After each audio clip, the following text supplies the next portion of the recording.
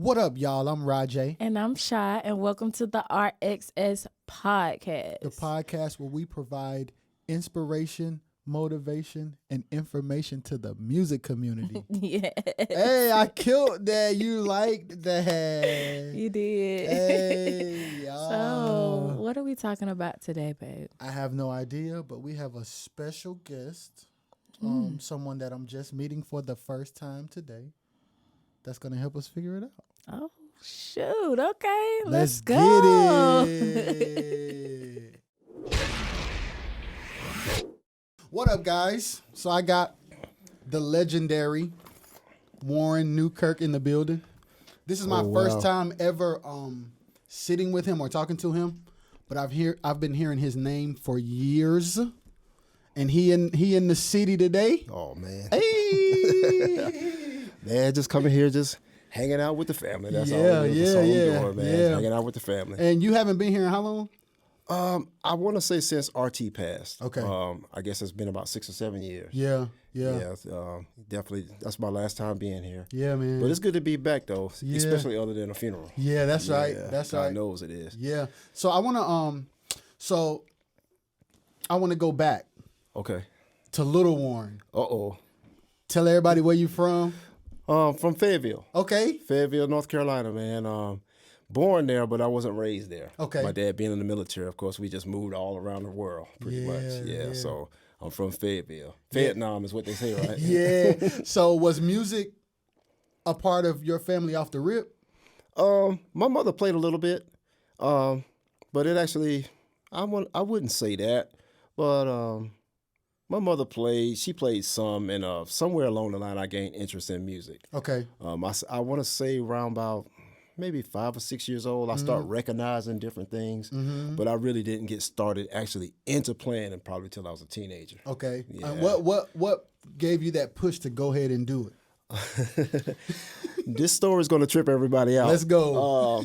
Of course, I'm from Fayetteville, North Carolina. I grew up in Parks Chapel, Free Will Baptist Church. Okay. The late, great Bishop E.A. Jackson was the pastor then. Shout out to Bishop Jackson. Bishop Jackson, yes. Of course, now Tommy Ford, he took over the church, and now it's I think it's called Kingdom. I'm not quite sure what the ministry is now. But of course, I grew up in Parks Chapel.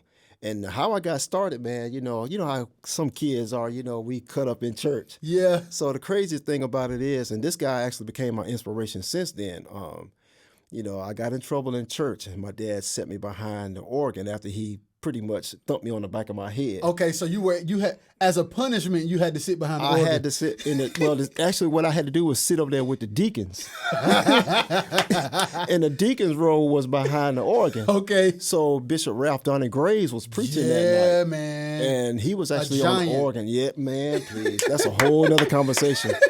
But so anyway, for my punishment, I had to sit over there, and I did not want to be over there with those old men. Young kid, man, please. It ain't like we had phones back in the day I could play with.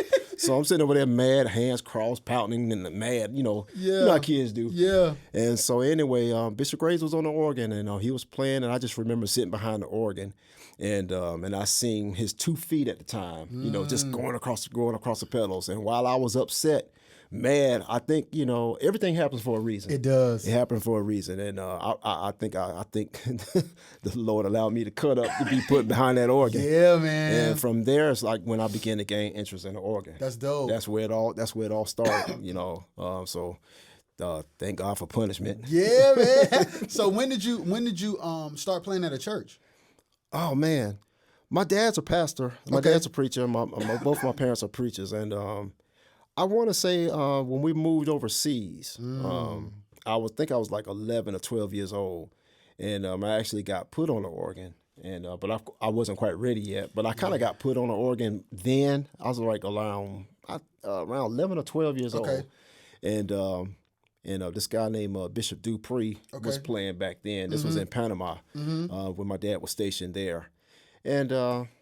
From there, I tried, I did what I could, but then I went on back into the audience and just started sitting with my sisters and the rest of my friends. I was like, man, forget this. Yeah. So that's pretty much, I want to say that's where I tried, but later on is when I actually started playing. Okay. Here or there. Yeah. And how old were you when you really started playing? Like 15, going on 16. Were y'all still overseas? No, we was here by that time. We had moved back to no, actually, I'm sorry, we had moved to New Orleans.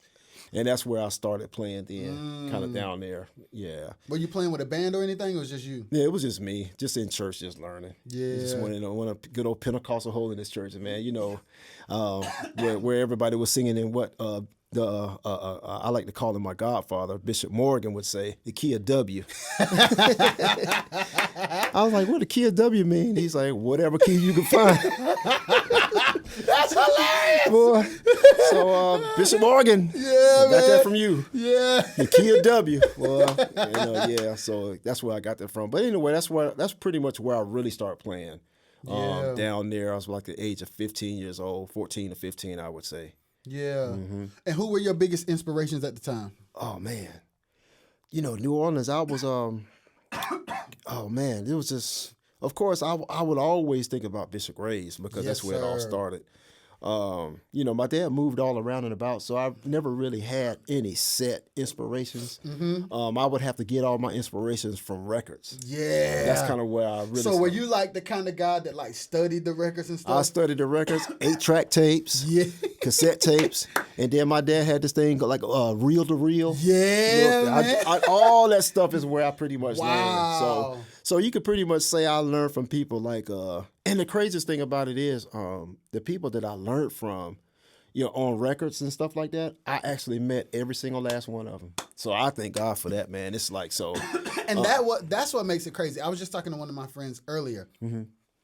It's one thing for them to be your inspiration. It's another thing to have a relationship with them, meet them or talk to them. Yeah. That's a surreal thing. It really is. It really is. And, I don't want to get into calling too many names because I don't want to miss anybody. Yeah. But I know one particular musician. He was actually one of the musicians for James Cleveland, and I actually had a chance to meet him, and we had established a nice little relationship even to this day. So that was a blessing. So and I can go into names and legends. Of course, you probably heard of some of them. Yeah. And but these guys, man, to meet them was like. I couldn't believe it, man. You was on that record.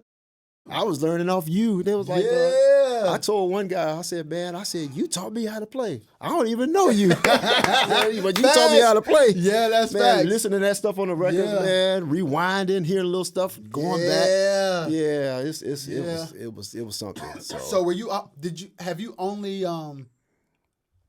only done like church stuff as far as the organ, or have you done stuff other than like church? All genres of music, actually. I've had the opportunity to do some things with the Greensboro Symphony. Yeah. I've had, I've met different people, a lot of R&B stuff, jazz. Yeah. Different things like that, classical. Because a guy named Kevin Parrott. Paris. I don't want to say Paris. He's from Winston-Salem. And another guy by the name of, I don't want to get into call the name, but another guy by the name of that. These guys were really inspirations to me when I was young, of course, and when I got here in the Carolinas. Because once my dad retired and got to the Carolinas, then I was able to establish like some good relationships or good, how should I say this, good student teachers type thing maybe with some guys and Kevin is one. He one of the one told me that learn different genres of music, and that'll improve your playing. It will. That's true. And it did. It did. So so thank God I'm able to, play whatever. And just practicing. Yeah. But of course, church is the thing. It's the main. It's the root, man. Yeah. It's the root. And it's the biggest. It's the biggest training ground because it's the most spontaneous. You never know what you're gonna get in church. You never know. You never know what you're gonna get in church. I tell people all the time, and I say this is the craziest. Well, I ain't gonna say it's the craziest thing, but I'm gonna tell you, like, in church, if you pay attention to the songs and the music that comes through church, it's everything. Yes. You get jazz, classical. I mean, you got stuff like, Richard Smallwood. That's Yes, classical that's classical. anthems. You had old Thomas Whitfield. Yes. He had the jazzy style playing. You get all that stuff, and then you get the Shirley Caesar's church sound, and I don't want to name too many then people. You get the Andre Crouch. You get the Andre Crouch. Oh man, all that. All genres of music is in church. You may get everything in church on a Sunday morning. You might get once. You might get everything. On one Sunday. Everything. Yeah. I mean, even country music. Yes. You might get that too. Everybody just twirling around. You never know what you may get. Yeah. All that stuff. Man. So I like to say that gospel musicians are I would want to say the most challenged musicians. I agree. Because of that reason, you never know what type. You never know what you may be faced with. Man. And the crazy thing is, when we look at different tours and different artists that we like that are in like the pop and the R&B world, their musicians are always from church. Isn't that something? They always church musicians. I remember one time this lady told me, she said, "Don't let the world take your gift." I said, "Look. Well, y'all better tighten up." If that's the case, y'all better tighten up. Tighten up, man. Tighten up. Shoot. Yes. So I'm gonna ask you a question. This is a good segue. What are your feelings about musicians that grew up in the church doing like R&B tours and stuff? Because some people feel like doing worldly music is the gateway of musicians ending up in hell. Like some people really believe that. Oh, man. See, you trying to, man, don't take me there. Don't do that. But I'm going to tell you like this. Let me give you this story real quick. And this is what's going to trip you out. I had a preacher to tell me one time, he was pretty much saying the same thing, like musicians playing in R&B clubs, that can win you over. You can lose your soul, playing that type of music, it get in your spirit, make you do other things, whatever. And now that's true. That can happen. That can happen. I don't disagree with him with that. But the thing about it is, it's all about where your mindset is. And that's the reason why the Bible says where your mind is, that's where you are. Yes. That's what the word says. Yes. So it's about where your mind is. Yes. And so anyway, so this preacher, he pretty much said this particular thing to me, what you just said. So I said, okay. So I asked him, I said, well, where did you work, all of your life? How many years did you put in this company? And he told me R.J. Reynolds. I said, okay, well, what do y'all make there? And in cigarettes. I said, well, you worked there all them years. Were you ever influenced to smoke a cigarette? Ooh, Warren. No. Come on, Warren. So the thing about it is, it's all about where your mind is. You can work around cigarettes and never smoke. I can play R&B and never participate in all that stuff that R&B may have to offer. Yes. So it's all about where your mind is. Yes. So I don't see anything wrong with it. Right. I don't see anything wrong with it. My mother told me, she said, money don't care who hand it come out of. Come on, mama. Right. So, And Warren, to take it even deeper, there are temptations in church. Yeah, you gonna take me there again, really? What? Bro, come on with it. Man, church will teach you more stuff about the world than the world will itself. But anyway, I don't want to offend nobody. Anyway, we might want to change the subject before I want to offend nobody.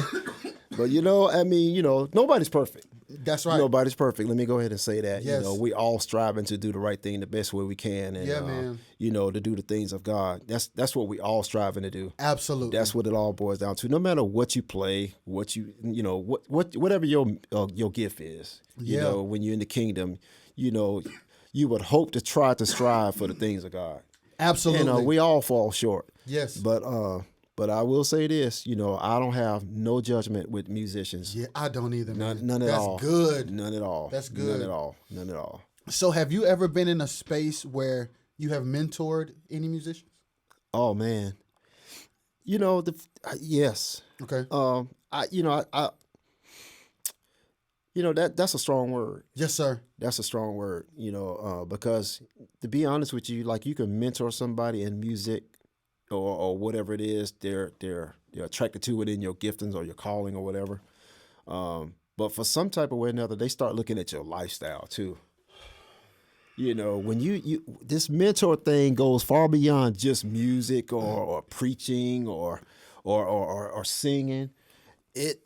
They start looking at your lifestyle. Yeah. So man. when you mentor somebody, you gotta be that's a strong word. In my opinion. Man. I agree. In I my 100% agree.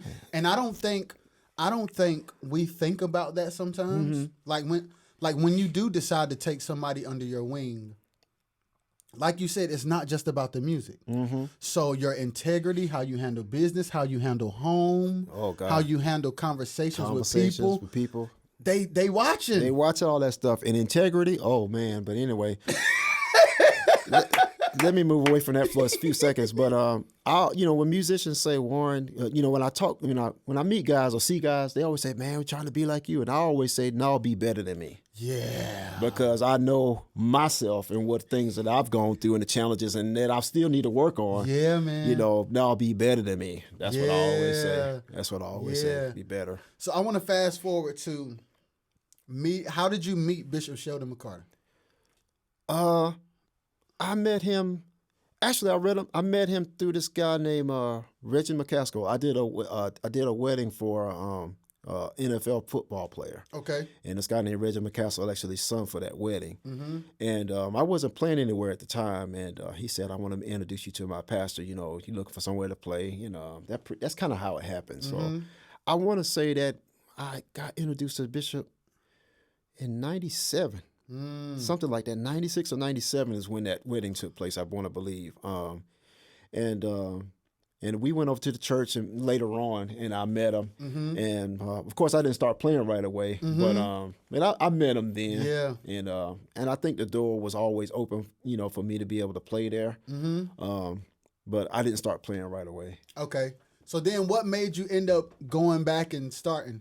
Well, the thing about it is, this is the craziest thing. You know, remember me telling you about Donnie Graves, Bishop Ralph Donnie Graves, and God, shots out to death.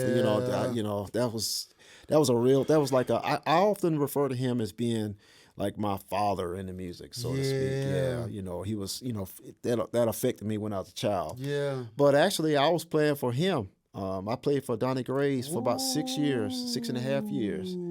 Yep. He was in Greensboro, and of course he had a church here in Rocky Mountains as well too. Then and I had an opportunity to play for him, and I was playing for him at the time, and so something happened to where he wasn't able to. Of course, we all know the history behind him. With the diabetes or stuff. But anyway, it kind of affected a lot of the travel back then. Yeah. And so we had a good conversation, and we made a decision to say, you know what, I play for somebody else. Yeah. But I still travel with him. Yeah. So because this was my livelihood. Yeah. And this was what I was aiming to do. Full time. Yeah. And when we came off the road, that's like, okay, you know what, I'll go play for somebody else, and I didn't mind doing that, and I'll still travel with him. So that's kind of how it happened. Yeah. So, what's the biggest lesson you learned from Bishop Graves? Oh man, what is the biggest lesson I learned from Bishop Graves? That's a good question. I don't think there is a lesson. I learned a lot of lessons from him. Yeah. Be structured in your playing. Yes, sir. You're structured. Of course, that's something. I had that challenge back then. Overplaying. Yeah. You try to do everything in one song. Warren, that's too much. It's like, okay, probably structure. More structure within the playing. Yeah. That's one of the biggest things. I'm not sure. I'm not gonna say there's one lesson. Yeah. There were so many. Because he was such a man of wisdom. Absolutely. He's such a man of wisdom. And he was a pioneer, man. Oh, man. I told him one time, I said, man, you ought not be pastoring no church. So, I did. I ain't bite my tongue about it. I was like, you don't need to be man, right? Because his music was all over the place. And he was so good, man. He was like, I mean, some of the stuff that I even heard him doing growing up. Yeah. It's like some of the stuff that I hear Richard Smallwood, people like that putting out now, all these anthems and stuff. Yeah, man. And so, but he was a real good inspiration in my playing. Yeah.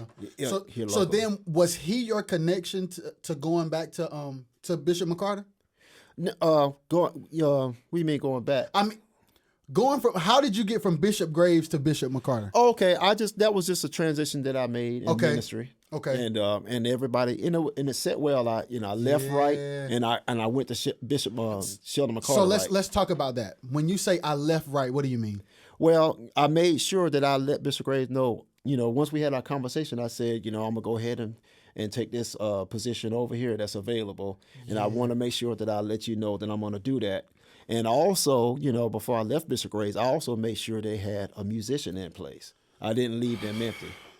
Warren. So because I cared for the ministry. And even after I started playing for Bishop McCarter, I still had a relationship with Bishop Graves and the church because it was, I believe like this, you can play for a ministry, and yes, it may be a business side to it too, but then you got to be somewhat, I believe, this is me. Yes, sir. I believe you ought to be spiritually connected to it some type of way or another. Yes. That way you can understand what the vision is that's going on in that house and to that leader. Yes, that's man. my opinion. And that's another part of integrity. Yeah. Leaving right. Like, sometimes people just be like, they pay more money over there, so next thing you know, this person gone. No call, no show. Oh my God. Warren, it's a real thing. I don't understand. I'm not gonna knock no musicians of today. Yes, sir. I'm not gonna knock no musicians of any kind. I'm not Yes, gonna sir. do that. But so what I'm getting ready to say goes beyond just musicians. Yes, sir. What I'm getting ready to say is it's just all about the individual and their name. The Bible talks about having a great name or a good name is better than riches. So, your name, when you're a musician in particular, your name is your brand. Yes, you are your commercial. So, you have to be careful with that. And so, musicians not leaving right or not doing things the right way, I don't really understand. I think if they understood how important that was, I think they would probably change the way they do that. I think they would. That's good. Because you never know when you have to come back. Exactly. You never know when you have to come back. Exactly. And you don't want those bridges to be burned. No, you don't want that to be burned. Yeah, man. And that's in any relationship. That's right. It's in any relationship. That's good stuff. Yeah. That's good stuff. So you were telling me in there, you've been playing for Bishop McCarter now for 20 years? I started playing for him in 99. I want to say it was 99. Uh-huh. So what is that up until now? My math is Yeah. about 20 almost 25 years. About Yeah. 25 years, yeah. Yeah. And we had a good relationship since then. Yeah, man. Yeah, And then I real just tight. want to talk, like, what made you just say, I'm a park here? I think it was, it may just be the will of God. I believe that. Yeah, man. And of course, it may just be that. That's probably about the best thing I can say. And we got a good relationship. Of course, like any relationship, you may have bumps in the road. Yeah, man. But that comes with a relationship. That comes with the relationship. And I had somebody tell me one time, said, Warren, if you ain't arguing, somebody cheating. That's good. That's good. But we ain't arguing anything. But every good relationships. That's how you learn each other. Yes, man. Because but I don't regret it at all. Yeah, man. I don't regret it at all, man. It's been wonderful. So what is the job requirement in a situation like that? Well, mine in particular is, of course, I'm the musician there, and of course, we have multiple choirs, praise team, of course, and of course, I play for all that, and then pretty much band director. Okay. Make sure the band is in place and do what we need to do. So, I'm gonna ask you a big question. Okay. How do you deal with multiple personalities? How do you keep the? I was getting ready to say something. Oh my God. How do you keep the ship rolling, man? That's a lot of people. Well, Of course, well, we got a praise team leader. Yeah. And minister of music. I guess it's patience. Yes, sir. Patience has a lot to do with it. That question right there would be something that you have to ask a pastor because they're the one. Because Yes, man. I mean, Yeah. That's Yeah. woo-wee. Yeah. Week in, week out. Week in, week out. But one thing I guess it's like this. At least I can say this. In the church, you don't have to. You can 2 or 3 hours rehearsal, then I'm gone. Yeah. And then of course on Sunday mornings you plan. You don't really deal too much on church on Sunday mornings. Yeah. Everything is just worship and going from one thing to the next, and then of course the Spirit takes over. It does. Yeah. But rehearsal, maybe an hour and a half or two. Yeah. After I guess doing rehearsal, you don't have to really too much be concerned about it after that. Yeah. But our praise team is good though. We don't deal with a lot in our praise team. Yeah, that's good. Yeah, actually our praise team is good, man. We come in, we get the music out way in advance, and people, learn their part. They study their part, and we come to rehearsal and pretty much blend everything together, and we're done. Man. Yeah, man. So I appreciate that. Yeah. So what is the biggest challenge that you've overcome as a musician, just like going from stage to stage? Oh man, when I was going back to when I was learning different genres of music, Okay. that was the biggest challenge, because everything, if you're used to a certain style and to try to break away from that, that can be a challenge. Yeah. I guess it's like certain musicians may have played in certain keys all the time, and then trying to play in another key. It could be a challenge, but I'd say that's probably my biggest challenge. Yeah. Probably. So when it comes to music. Yeah. Yeah. So I want to ask you another question.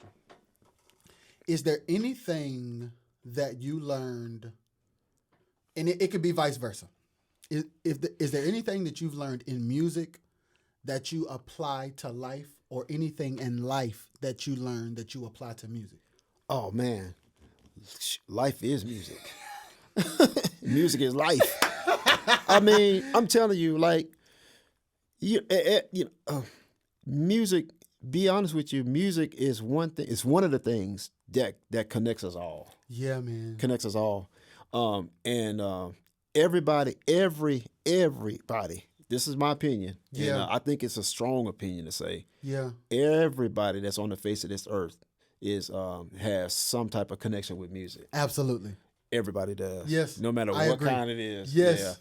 And so with that happening, that I think we can always use music to connect with other people that we don't ordinarily connect with. Yeah. So I think that's music is wow. This is something. Yeah. It's something. That's powerful. And it's true. Like, we are all, even people that don't speak the same languages, connect through music. Oh Lord. And yeah. there's people that don't speak English that know how to sing songs in English. Man, it's crazy you say that, man, because my dad was in the military, and shout out to my dad. Shout out to my dad. Bishop Donald Newkirk. Yes, sir. Donald Newkirk, that's my dad, man, and my mother, Anna Pearl Newkirk, and they're the reason, why I'm in church. They kept me there. Yeah. And of course, my dad being in the military, we traveled all over the place. Growing up, he was in Germany, just everywhere, Germany, Panama. All kinds of places. And be honest with you, I learned some of that music in playing before I learned how music. So I guess I was playing Spanish music before I was playing English. Yeah, man. But anyway, it's a connection, man, with us all. Yeah. Yeah. With us all. I think the first gospel song I learned how to play was "Be Grateful." Woo, that's a heavy one to learn Grateful. first. That was the first song. I was doing my two little chords, man. But that's the first song I learned how to play was "Be Grateful." Yeah. Wow. Mm-hmm. Yeah. So I'm thinking about just your life. I've heard so much about you, so it's crazy to be sitting here. Oh God. And I'm just thinking about, like, the thing that I'm getting from you is just discipline, commitment, and loyalty. Those are the things that's the vibe I get from you. Where did that come from? Oh man, discipline is I guess experience. Yes, sir. Yeah, experience taught me discipline. the discipline thing comes with, with people telling you you're not playing the right thing, and you're not getting mad and bailing out. That takes discipline. I remember. I don't want to call names, but I remember being on the organ one particular time, and I was being told, you're not playing the right thing. And then this person said, "Can I find is there another musician in the house?" And so, that sounds familiar. So that sounds familiar, man. I'm glad you ain't said no names. I sat there, I sat there, and of course the musician came up, and he did something. I was young then, and he did something that I do today. He said, "Don't go nowhere. Just sit right here." And I sat there, and I think he realized what happened. And of course, now that I've gone through that situation where I see a musician that's happened to them, I'll be like, "Don't go nowhere. Hey man, sit right here. Just hold on a minute. Sit right there." And I think that makes them. It made me feel better. So I was hoping that would make them feel better too. Yeah, that's good. Yeah, because I mean, nobody likes being embarrassed, man. Yeah, man. Especially in front of church people. Yeah. Shoot, man, please. Church folk they won't live that down. You remember when? I ain't gonna lie. Sometimes some of the biggest blows be from church people. From church people, yeah. So discipline. Discipline came with just over the years playing and being structured and being told what not to play, how to play, and don't overplay. Don't play too loud. Because I think we've all been there. I know I have. Everything I played, it pedal wide open. Yep. So but I think all that stuff has taught me discipline over time. What about commitment? My dad, of course, all this stuff that I'm saying actually started with my father. Discipline, comes from him. Just growing up as a child too. I just took that and put it in my music along with the people that was in music. Sir. Helping me out as well too. Commitment. That's one thing I actually learned from my dad. Straight up. My dad was in the military, 26 plus years, maybe 30. And the churches that we went to, he was committed to. And when he was committed there, of course, I was there committed too. Because, up under him, we didn't move from place to place to place to place, other than when it was time for him to be stationed somewhere else. But when we got to a church, we were there. My dad was there. And when we did things in the ministry, I was there with him. I actually grew up feeding homeless people. I grew up doing that, and I do that to this day. And so that's wow. That's that commitment thing. Oh my gosh, I think that's something that I think that begins at home. I think something that I think that's something that needs to be taught at home. Be committed. Yeah, be committed, man. Don't be a person that's unreliable, undependable. Yes, man. Be committed, man. Yeah. So what about loyalty? That ties in with commit. I mean, in my opinion, if you committed, you're loyal. Yes, sir. Yeah. Yes, sir. It all ties in together. Because I'm hearing you, and I know being with a pastor for over 20 years, there are ups and downs. People come, people go, things change. Yeah. What gives you the strength to stick and stay?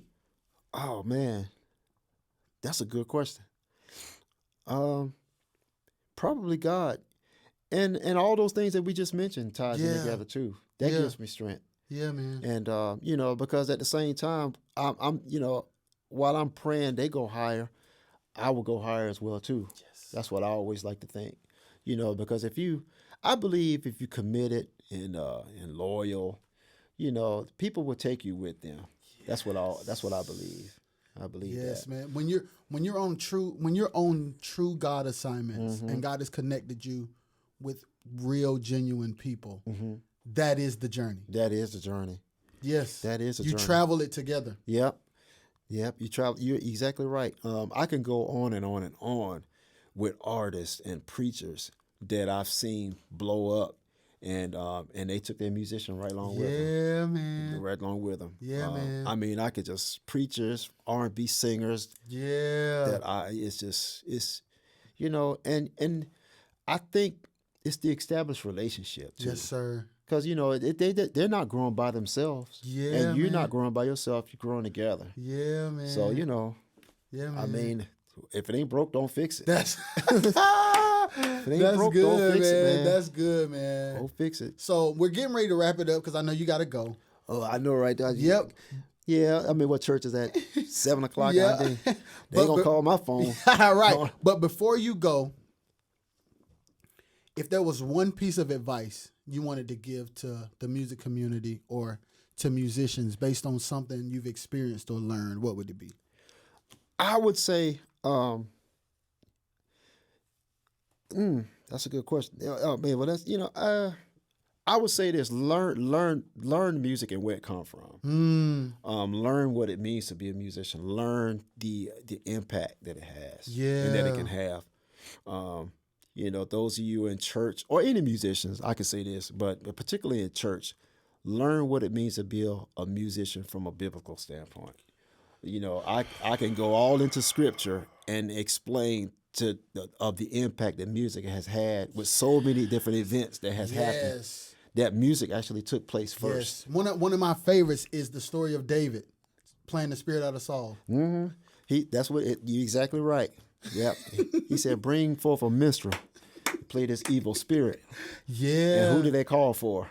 Yeah, they called for David. David. He was the master of the harp. Yeah, man. So you just never know. I would say for musicians to learn the biblical principles or what it means to be a musician, Yes, especially sir. in the church, in the Yes, body sir. of Christ. Yes, I would sir. say that. Yes, sir. Because it's effective, man, in the kingdom. Yeah, You just don't know. I man. mean, it's we musicians can make or break a service. Yes. We can make or break a service, and a lot of times people don't realize this, but when there's nothing going on in the service, we're playing.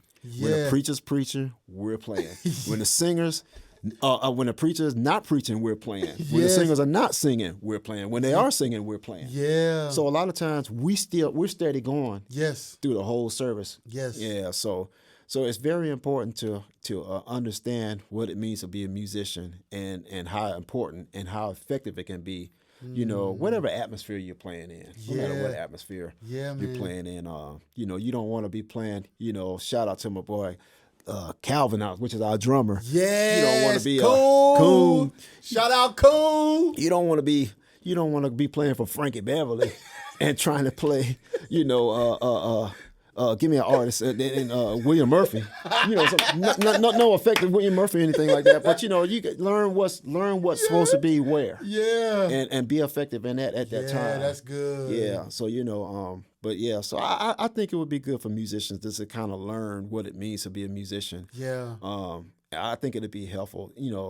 From a biblical standpoint. I think. Yeah, man. I think it'll be helpful. It helped me. Yeah. I really you did got some me. searching. I'm about to do that now. I did a lot of studying and reading about music in the Bible. Yes. Different things. So musician, there's a reason why we play preludes before service. It's to kind of get the people's mind in the atmosphere of what's getting ready to take place. Shadrach, Meshach, and Abednego was instructed to bow when they heard the music. Yeah. Music took place, even though it was for something they ain't got no, they didn't want to do. Yeah. We don't want to bow to no to no other god or anything. Yeah. But it was like when you hear the music, then you do this. Yes. So a lot of times music will set the stage for what's getting ready to happen. And we need to know the importance of that so that we can be in alignment with what's going on. Mm-hmm. Yes, Exactly. sir. And that's why it's important too. It goes back to what I said with having a spiritual connection with your ministry. Because then you know what needs to be played for that ministry. Yeah, man. For that ministry. Yeah. I'm telling you, man, it's music. God, wow. Yeah, it's music is just not sitting down playing. You got to have a connection to what's taking place. You got to know that. Absolutely. A producer told me one time. He said the people that I produce for, I actually talk to them and sit down with them to actually learn who they are, what they are, and learn them as a person. Yeah, That way, when he's man. producing their music, he can produce It's tailor them. made. Yeah. Yes, man.